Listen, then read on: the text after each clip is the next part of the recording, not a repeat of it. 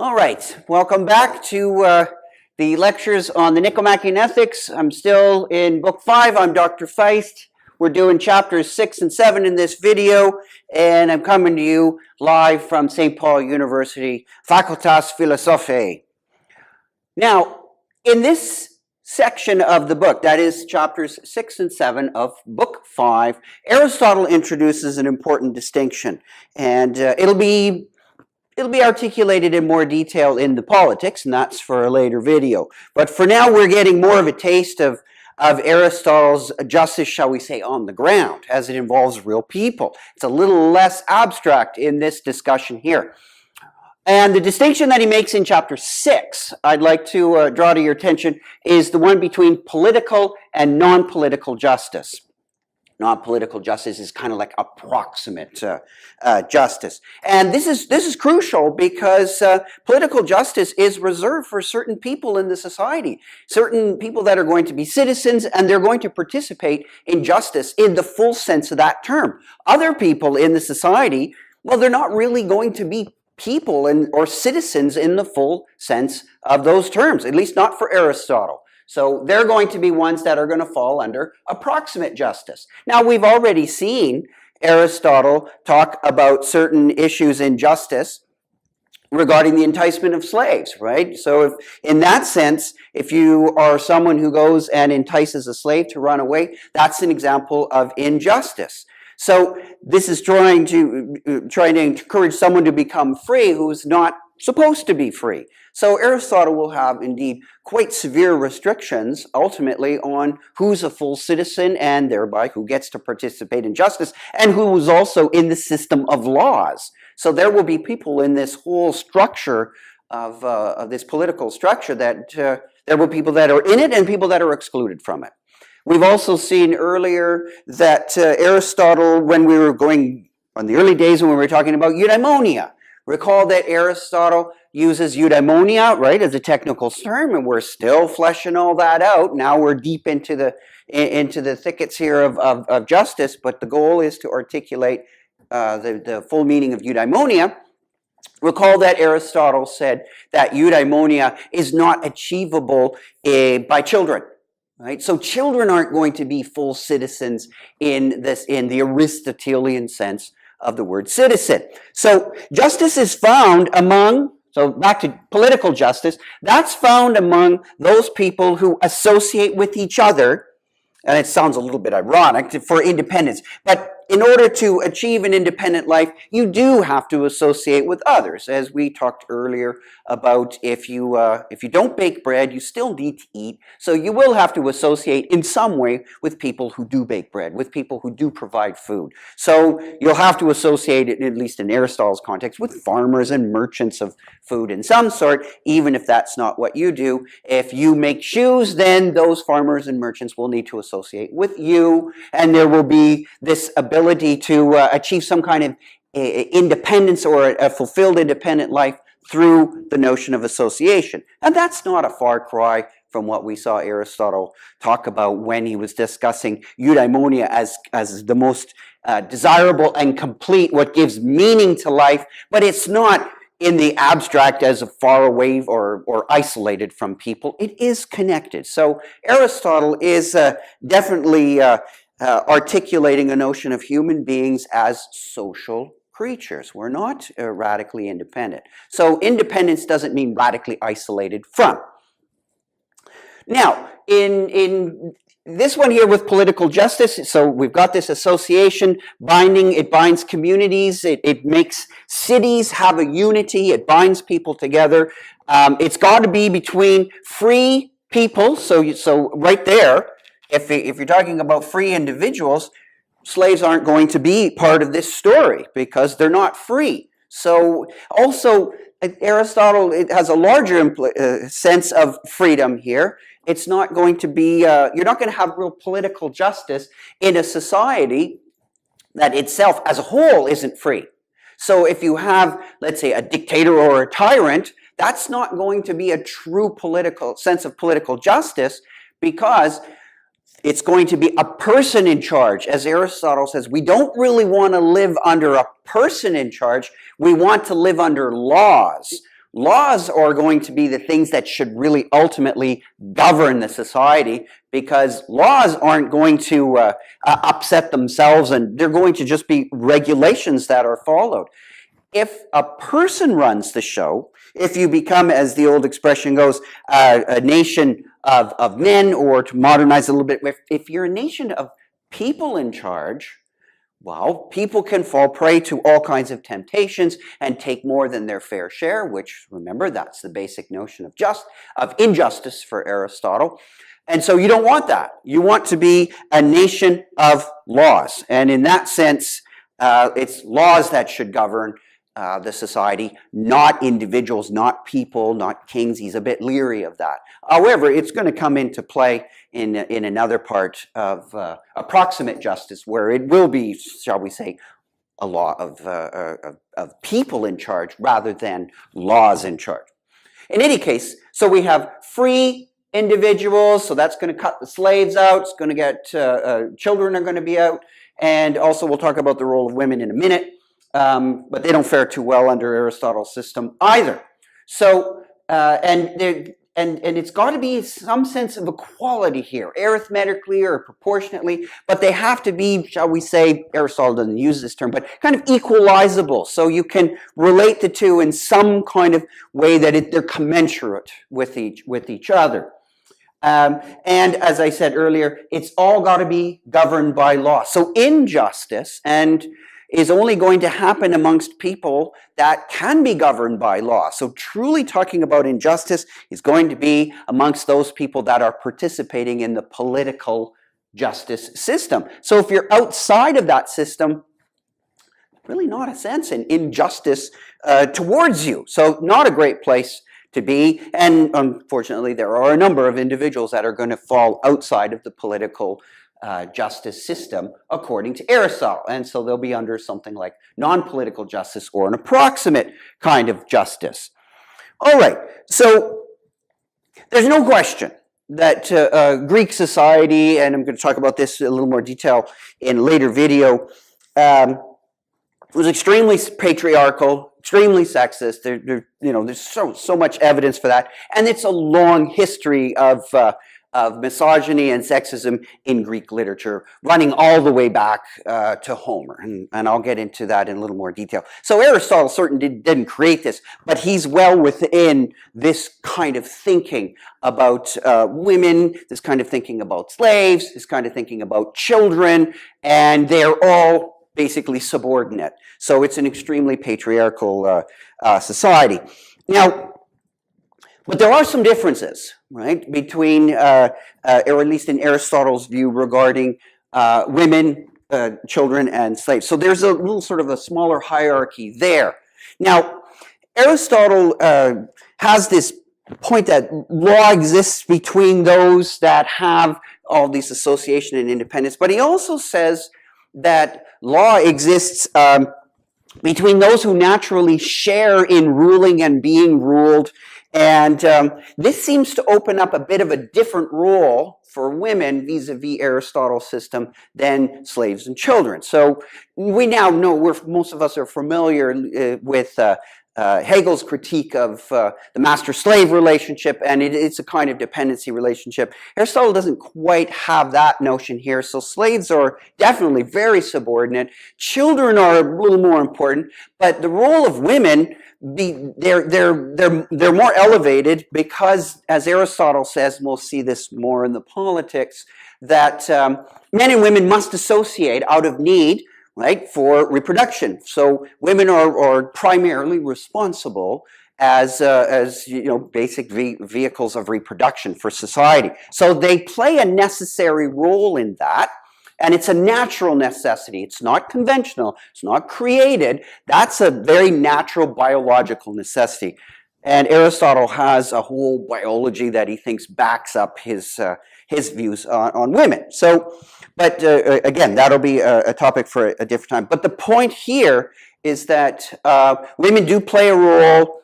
It's a subordinate role, but it's a critical role. So, in a sense, they're elevated in this context because slaves and children, unlike women, don't share in the ruling of anything.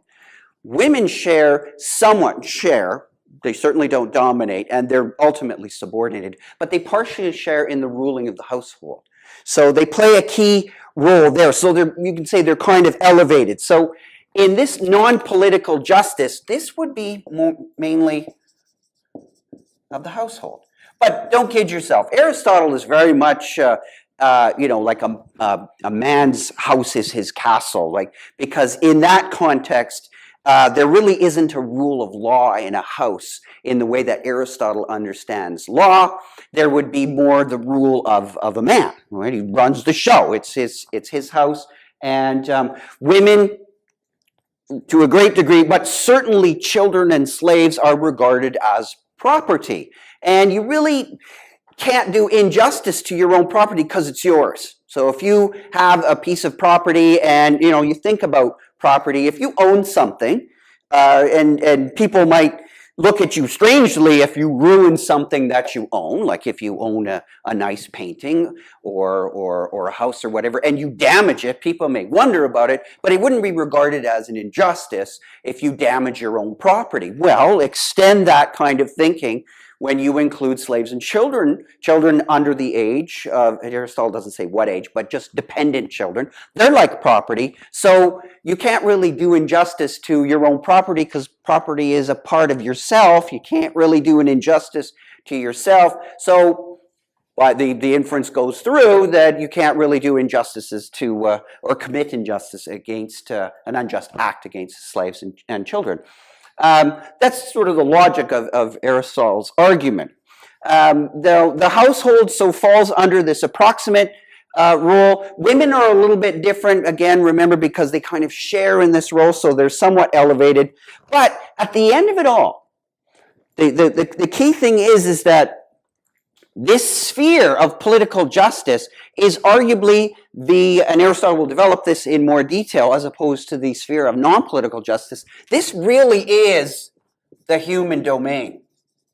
That's the truly human. That's where you have things like we talked about in a previous video, go back and check it out, when we talked about money, right? And relationships that are developed through money. These are relationships that are developed through kinds of conventions, and those are the true human aspects of existence, are conventions that we come to agree with and follow, and they have binding force. They're important. They're not conventions as in, oh, well, you can just disregard them. They're truly binding on us. They do have the effect of law.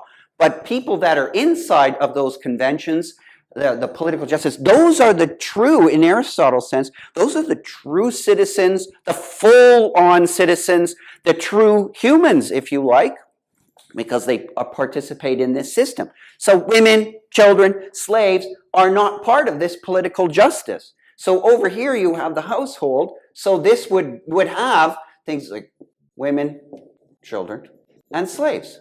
And so we have a different system here. They're outside of it. It's approximate justice. So this is also outside of being a citizen.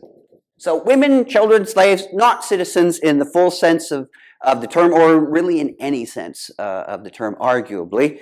And so in that sense, we've got Aristotle as being definitely a person of his time, in that he's got different notions of justice. So there will be a different, more human notion of justice, political justice, that exists between not all men per se, because there's lots of males that are slaves, so they're not in the political justice system. So it would be free males. And of course, as Aristotle will make distinctions amongst free males, wealthier ones, better educated ones. So there are some qualifications there as well. But free males are basically able to participate in the political justice system. And they would be what we would call like real citizens according to that political structure. And here you would have people outside, and they're not real citizens in that strong sense. So now that Aristotle has made this distinction between political justice and non-political justice in chapter 6, just keep in mind that this will come back in the politics. He'll go into this in a little more in more detail in some notorious sections at the beginning of the Politics, where Aristotle will talk about the notion of a natural slave and where women naturally fit into the scheme of things and whatnot. So stay tuned for that. That's in a later video. Political justice, right? That's the true sort of being human domain that full-blooded citizens they participate in.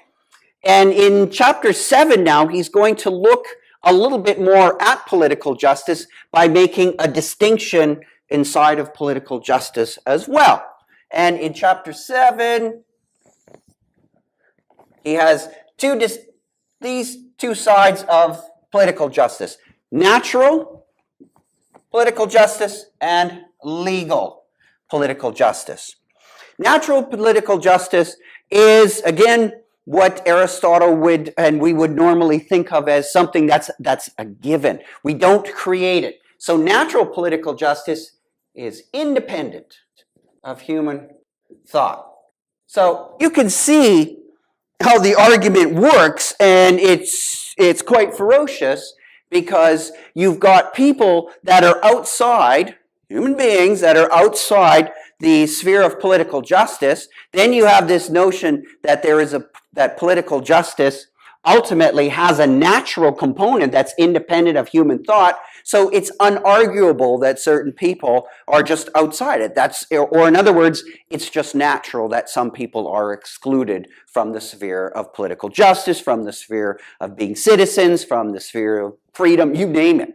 So it's arguably a fairly harsh system, at least by contemporary standards. So it's independent of human thought. Legal political justice will have, shall we say, a partial dependence on human thought.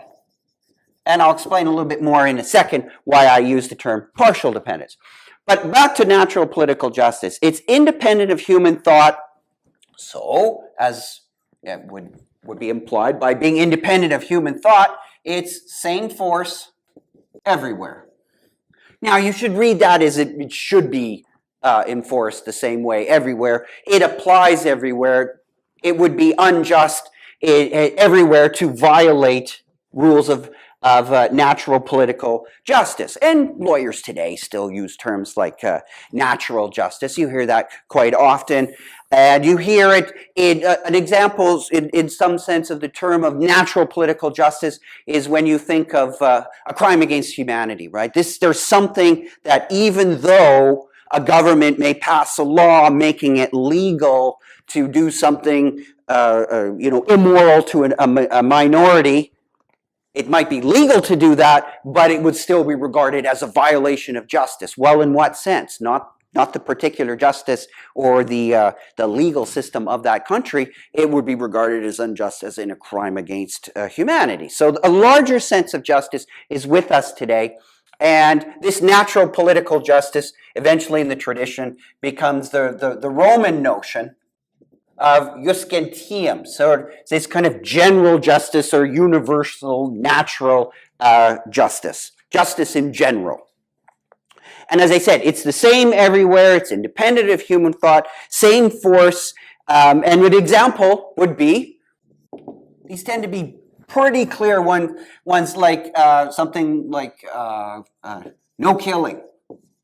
So, or killing is not illegal. Killing is against a natural political justice, right? So natural political justice would mean you don't just kill. And I mean killing like in the sense of murder.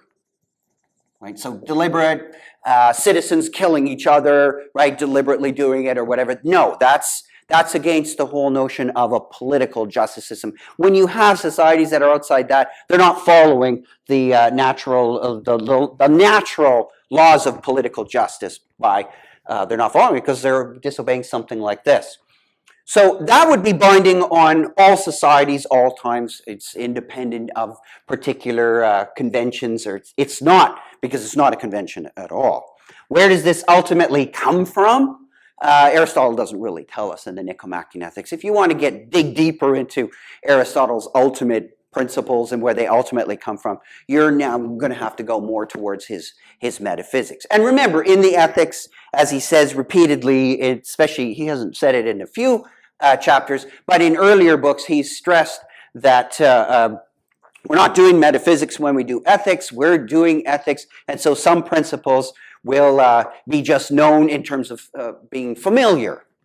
All right, so we've got this notion of a natural political justice. Then we have the legal political justice, which eventually, again, becomes, under the Romans, jus civile, right? Or the civil notion of laws of communities. So this has a partial dependence. Now, why do I say that it has a partial dependence? Well, if we think about it as having partial dependence on human thought, well, it's going to reflect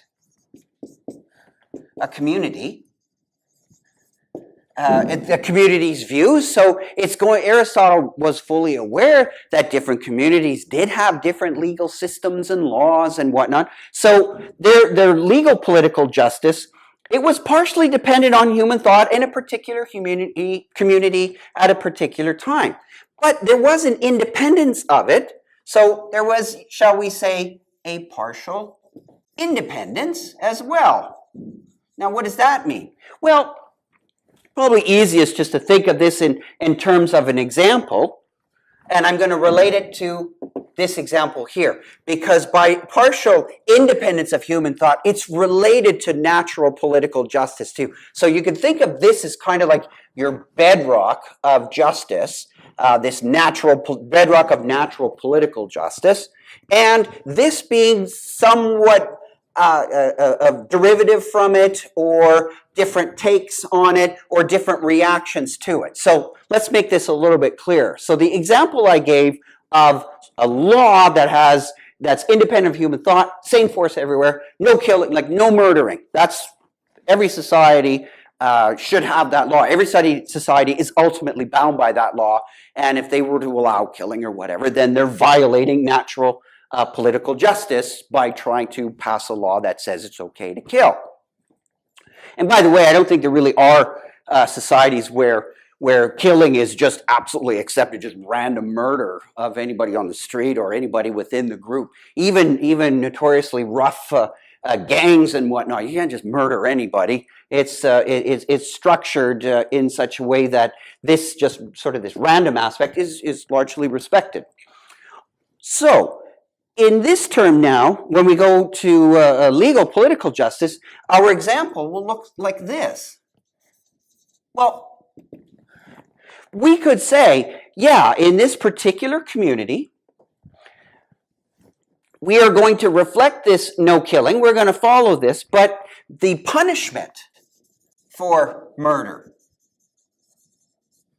So the punishment, the law in this legal political justice framework, the punishment for murder could vary. So in one community, it could be capital punishment. So one community says, no killing, and if you do it, then we're going to have some sort of state-sanctioned killing in some sense, capital punishment. Another, and we see that some societies today have that, and in another one, the punishment for murder in another community, again saying we too agree, no killing, it might be some kind of life in prison, something like that. So there will be different takes on the ultimate law. They share the ultimate law amongst communities because that's the independent part, but the partial dependence might be the way that that's going to be particularly dealt with in that society. And Aristotle recognizes that, and that's going to be a legal political justice. So things could depend on the nature of the community, and there's not really an absolute notion of what's right or wrong here, but up here there would be, in that sense of the strong notion of things being right, independent of space and time, community, etc., etc. So there you have it. That now brings us pretty well to the end of Book 5. In the next video, I'm going to look at the rest of the chapters and talk a little bit about some of Aristotle's general remarks on personal responsibility and personal issues in justice. So stay tuned for that.